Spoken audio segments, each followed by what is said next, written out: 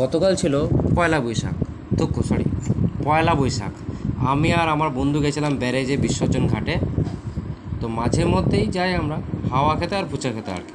কিন্তু আজ যা দেখলাম তা বলার নয়, দেখার মতো। এত ভিড়, যেন দুর্গাপুজো উৎসব চলছে, যেন তাদের বিয়ে লেগেছে। 1 কিমি দূরে যার জন্য আমাদের বাইক রাখতে হয়েছিল। এত জ্যাম আর এত ভিড়, মানে তা বলার বাইরে। মানে এত ভিড়, বাপরে বাপ। মানে বিশ্বনাথ ঘাট মাঝে মাঝে দেখি ফাঁকা খাঁ, মানে গরু ছাগল কুকুর এরকম চড়ে বেড়াচ্ছে। কিন্তু আজকে বাপরে, মনের মধ্যে একটাই চিন্তা চলছিল, এত ভিড় যে ফুচকা পাওয়া যাবে তো, নাকি সব শেষ হয়ে গেল। সবচেয়ে দুঃখের ব্যাপার এটাই, সবার বাইকে দেখতে পাচ্ছি কোনো না কোনো মেয়ে ঘুরছে, অথচ আমি আর আমার বন্ধু গেছি দুজন মিলে ঘোরার জন্য। কি দুঃখ, আমার একটা গার্লফ্রেন্ডও নেই। বছরের প্রথম দিন একা একা বন্ধুর সাথে ঘুরছি।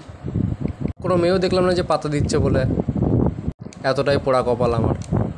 তবে দেখছিলাম সব বড়লোক ঘরের ছেলেপুলে ঘুরে বেড়াচ্ছিলো, একদম হাই ক্লাসের ড্রেস পরে, একদম ফাটাফাটি বাইক টাইক নিয়ে, গাড়ি নিয়ে সব ঘুরে বেড়াচ্ছে।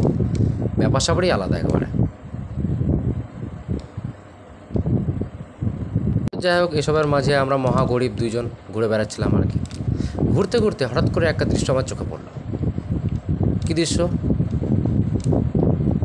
দৃশ্যটা হচ্ছে দুজন মহিলা হেলমেট পরে ঘুরে বেড়াচ্ছিল। কেন হেলমেট পরে ঘুরেছিল কে জানে। হয়তো এখানে ভিড়ের মধ্যে চাপা পড়ে মাথা ফুটে যেতে পারে, মাথা লাগতে পারে, তাই হয়তো সেফটির কারণে এরা হেলমেট পরে ঘুরে বেড়াচ্ছে।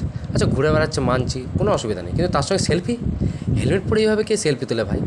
আমি তো বুঝতে পারছি না। আর এইভাবে সেলফি তোলার কারণটাই কী হতে পারে সবার সামনে? তো যাই হোক, এইভাবে আমার পয়লা বৈশাখ কেটে গেল।